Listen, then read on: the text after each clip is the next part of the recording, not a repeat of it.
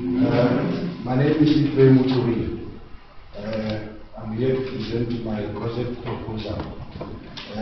The title of the project is an assessment of poaching in Tuli block area. The case of 2009 up to 2014. And my supervisor is Mr. Motopa. The introduction of the research. To any man, hunting was a necessity. This quarry provided not only food from the meat, but clothing from the skins and material from tools, for tools from the bones, horns, and hooves. Weapons ranged upward in intricacy and effectiveness from sticks and stones used to kill birds and small game to especially shaped clubs and throwing sticks such as the African monkey. The introduction continues. The blowpipe or blowgun with its present dust is one of the hunter's deadliest weapons. Camouflages and disguises were used to conceal any hunter who also used noses, traps, snares, beats, decoys, baits, and poisons. Dogs were probably trained to hunt as early as Neolithic times and tend to be bred for specialized skills. The introduction continues. The importance of wildlife protection in Botswana cannot be overstated. The success of the tourism industry in the country rests heavily on its wildlife. Various policy documents and law affect wildlife issues in Botswana.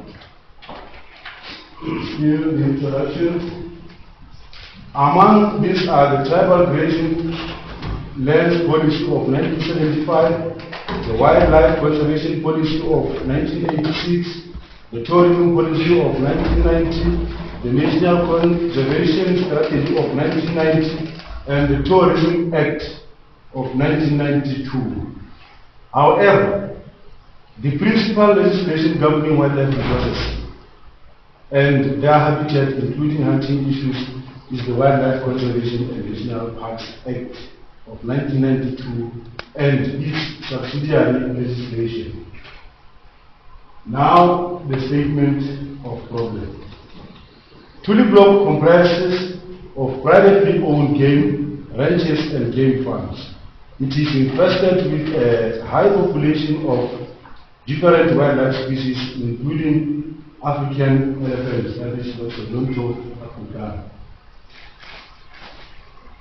Just like in Botswana side, there are some privately owned game ranches and villages along South African and Zimbabwean border. The statement of problem continues. This results in cross-border poaching and illegal trafficking of live animals being experienced within the Tuli block area. Law enforcement agencies, being the Department of Wildlife and National Parks, Botswana Police Services, and Botswana Defence Force, need to come up with some measures of combating that activity. The objectives of my research, the first one is to determine the extent of poaching activities in Tuli block area. The second one, to establish the poaching methods used in Tuli block area. The third one, to identify the mostly used poaching methods in the Tuli block area. The objectives continue. To identify the mostly posed animal species in the Tuli block area, and lastly, to identify the farm or area mostly affected by poaching in the Tuli block area. Now, the justification of the research. This study will inform the law enforcement agencies on the extent of poaching and the methods used in Tuli block area.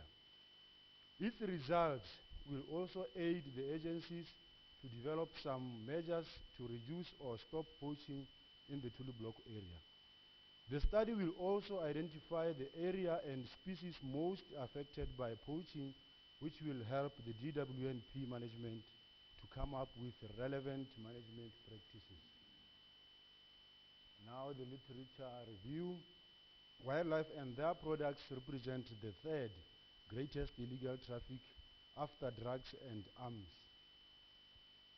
Subsistence poachers do typically target small game like antelopes and hunt to meet food needs. Subsistence poaching is characterized by low technology.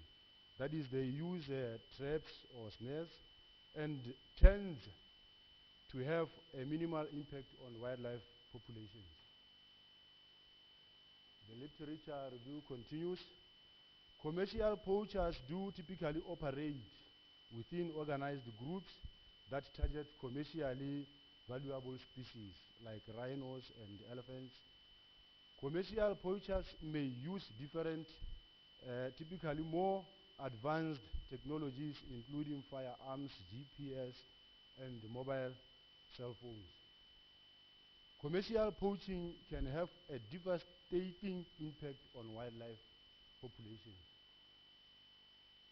Now the description of the study area. In Botswana, the area along Limpopo River consists of a number of adjoining farms which form an area known as the Tuli block. The Northern Tuli Conservation Area in Botswana consists of a number of privately owned farms bound by Limpopo, Motloutse, and Shashe River. Description of the study area continues.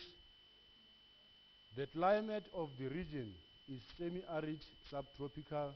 The area consists of a heavily dissected basaltic plateau with successive east-west ridges.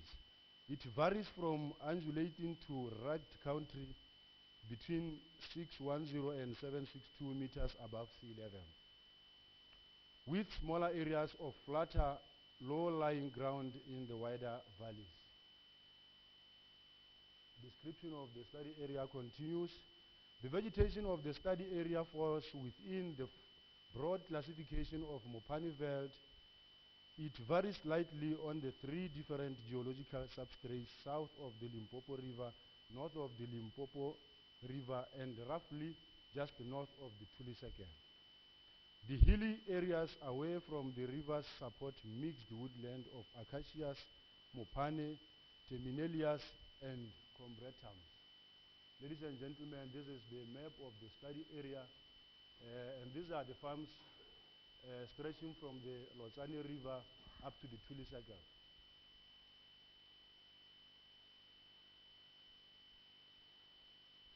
Now the data collection, primary data.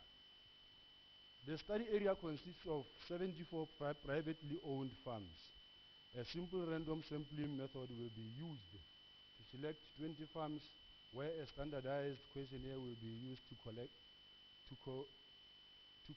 data through face-to-face interviews with the farm owners. Data collection continues. Only 20 farms will be selected due to the fact that farms do stretch much and may need a lot of time, if many. Key respondent officers will be interviewed at each law enforcement office, being the wildlife and police. Data collection, secondary data. Tuli block poaching cases registered from 2009 to 2014 will be sourced from Matatani Wildlife Office, Baysdrick Police Office, and the Moletamane Police Office. Now the sample procedure. Since there are many farms in the study area, that is there are 74, a random sampling method will be used to select only 20 farms in which the owners will be interviewed. Only key respondents or law enforcement officers will be interviewed from each law enforcement office. Data analysis.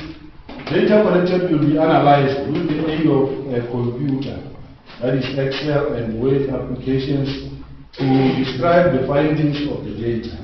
Tables, graphs, and pie charts will be used to compile the responses through basic additions and conversions to describe the findings and the results representing the overall views of the respondents at the above mentioned gain funds and loan pursuit policies.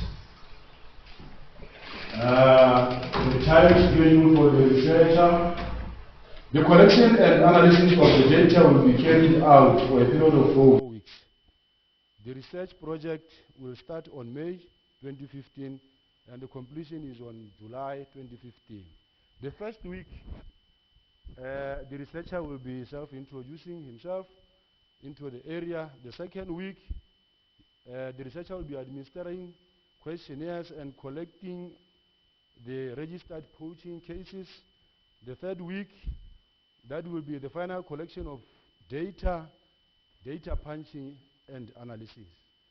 The last week, which is the fourth week, will be the compilation of the report. Ladies and gentlemen, this is the budget for the researcher with a total of 633 pula. And that is the end of the presentation.